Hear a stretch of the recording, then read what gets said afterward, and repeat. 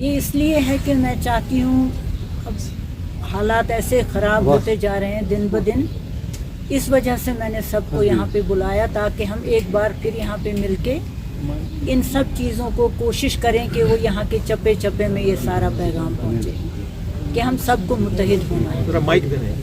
مجھے لگتا ہے ہماری سب سے اہم ضرورت ہے متحد ہونا، اکٹھے ہو کر۔ اگر کہیں الیکشن ہوئے، اول تو مجھے لگ نہیں رہا ابھی بہت جلدی ہونے والے ہیں، لیکن اگر ہوئے تو میں یہی چاہوں گی کہ ہم سب مل کے گپکار الائنس کے تحت لڑیں۔ اور اپنی طرف سے تو سب پارٹیز، جہاں تک میری اطلاع ہے، سب پارٹیز اپنی اپنی طرف سے تیاری میں لگے ہوئے ہیں، لیکن اکٹھے ہو کے لڑیں گے تو فائدہ ہوگا۔ میم، ماضی کے دور کو اور موجودہ دور کو آپ کس نظریے سے دیکھتی ہیں؟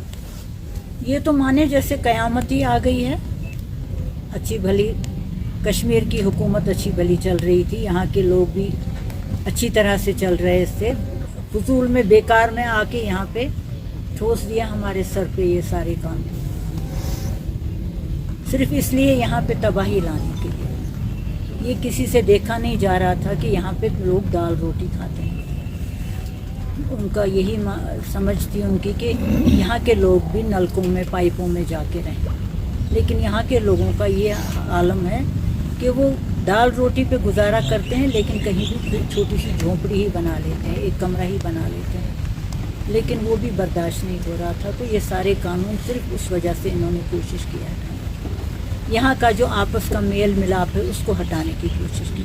یہاں پہ کسی طرح ہندو مسلم جھگڑا شروع ہو جائے، جیسے عام طور پہ باہر شروع ہوتا رہتا ہے، یہاں پہ کوشش ہوتی رہتی ہے صرف یہ یہاں کی تباہی لانے کی، ورنہ یہاں کسی نے کسی سے کچھ نہیں کہا تھا۔ صدیوں سے یہاں پہ ہندوستان کا جھنڈا چڑھا ہوا ہے، اس کے ساتھ کبھی کسی نے بدتمیزی نہیں کی، کبھی کسی نے کوئی بری بات نہیں کہی۔ تو اب کیا ایسا طوفان آ گیا تھا کہ یہاں کے جھنڈے چڑھ رہے ہیں؟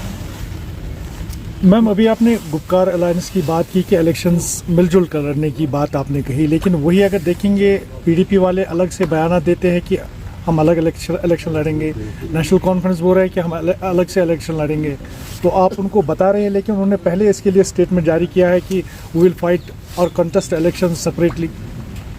دیکھیں نا، جو اگر آپ مجھ سے آنیسٹلی پوچھیں، وہ بھی سمجھتے ہیں من ہی من میں کہ ہمیں اکٹھے ہو کے لڑنے میں ہی فائدہ ہے، لیکن شاید یہ سب باتیں اس لیے کہی جاتی ہیں کہ کوئی دوسرا نہ سمجھے کہ یہ پارٹی کمزور ہے تبھی کہہ رہی ہے، اسی لیے کہتے ہیں جی ہم تیار ہیں۔ وہ تو ہر ایک تیار ہے۔ اس میں آپ میڈیٹر کا کام کرنے جا رہے ہیں؟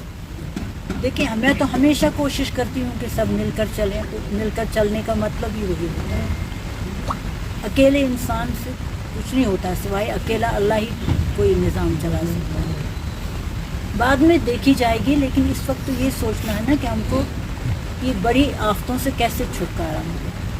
یہاں پہ حالات ایسے ہو گئے ہیں، لوگوں کے گھروں میں بہت سے گھر ایسے ہیں پوری طرح کھانے کو بھی نہیں، ان کے بچے در بدر پھر رہے ہیں، بڑی بڑی اونچی اونچی ڈگریاں لے کے وہ در بدر پھر رہے ہیں۔ اس کا نتیجہ یہ نکل رہا ہے کہ ڈرگ ایڈکشن یہاں پہ شروع ہو رہی ہے بہت زیادہ۔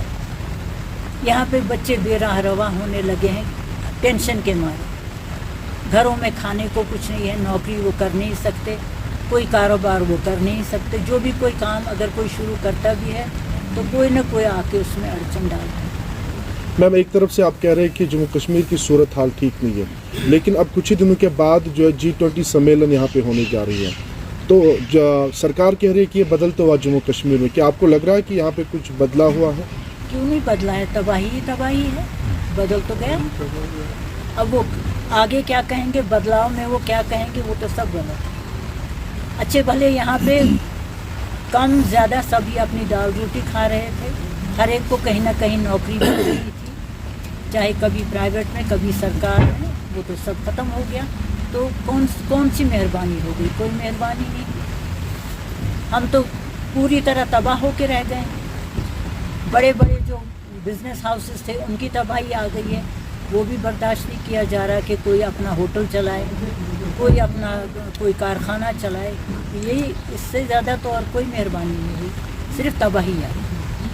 کہتے ہیں بچوں کے ہاتھ میں پتھر کے بجائے آج لیپ ٹاپ ہے، قلم ہے اور سیدھی راہ پہ چل رہے ہیں۔ कलम लेके वो क्या करेगा? आगे तो कोई पूछने वाला नहीं है उसकी डिग्रियों को, उसकी डिग्री को, उसकी पढ़ाई को तो कोई अहमियत नहीं दी जा रही है। ये सब गलत है, ये सब एक दिखावा है। ग्राउंड रियलिटी जो है वो बिल्कुल अलग है। हर एक यहाँ पे परेशान है। मैम, चूंकि आप मरहूम शेख मोहम्मद अब्दुल्ला से देखते आ रहे हैं कश्मीर की सिचुएशन, अगर देखेंगे तब से लेकर आज तक आपने क्या देखा कि क्या कश्मीर में बदलाव हुआ है? लेकिन सबसे बड़ा बदलाव तो ये हुआ है कि वो भी एक वक्त था जब बहुत सी जगहों पे अगर 2-3 भाई भी होते थे तो उनके पास पजामा एक होता था, फिरन बेशक अलग अलग होता था। पजामा बराबर से नहीं होता था। जो बच्चा कहीं दावत में जाता अपने घर को रिप्रेजेंट करने के लिए या कहीं भी जाता है, वो उस दिन वो शलवार या वो पजामा इस्तेमाल करता था। ये सिचुएशन थी उस ज़माने में जब यहाँ पे ये मुहिम शुरू हुई। मेरे कहने का मतलब है पॉलिटिकल सिचुएशन के अगर लिहाज से देखेंगे, क्योंकि अगर 63 की बात करेंगे, बहुत साल तक जो है शेख मोहम्मद अब्दुल्ला जेल में रहे, फिर बाद में उन्होंने हुकूमत भी बनाई, लेकिन किन वजूहात की बुनियादों पर उन्होंने हुकूमत बनाई? क्या आज भी वही दौर आपको लग रहा है? उससे भी बदतर दौर है आज तो बिल्कुल। माने आप यहाँ पे इन्होंने कोई चीज़ नहीं छोड़ी है जो ख़त्म नहीं करने की कोशिश की गई। किसी को सर ही नहीं उठाने आज देते। बहुत सारे ऐसे लीडर्स का नाम जो है मीर सादिक भी रखा जाता है, बहुत सारे नामों से जिनको पुकारा जाता है, क्योंकि तब भी वैसी सिचुएशन लाइक थी कि शेख मोहम्मद अब्दुल्ला को बेट्रे किया गया और बाद में उन किन वजूहात की बिना पर जो है बाकी लोगों ने हुकूमतें बनाई। क्या आज भी आपको लग रहा है कि सेम सिचुएशन, सेम दौर वही आ रहा है? लेकिन बिल्कुल वही दौर, बिल्कुल वही दौर है। उस वक्त भी अगर चंद इंसान उठ के बगावत न करते, अपने आप को बेच न देते सेंटर के हाथों, तो ये हालत ना हो। हमारा कश्मीर कहीं का कहीं पहुंच गया। मेरा मानना ये है, जब हम बात करते हैं, मैं समझती हूँ इस सब के जिम्मेवार यहाँ के लोग बहुत हद तक खुद हैं। इनके जो ये इनमें से ये निकले चंद गद्दार जो निकले, जिनको कौम कभी माफ़ नहीं करेगी, क्योंकि उनके लगाए हुए जो कांटे हैं वो अभी भी हमारे जिस्मों में चुभ रहे हैं। अगर वो गद्दारी ना करते ये ना होता, ये कभी ना हो। लेकिन सिर्फ और फिर उनका अंजाम भी आप लोगों ने देख लिया, उनके साथ कौन सी वफादारी हुई।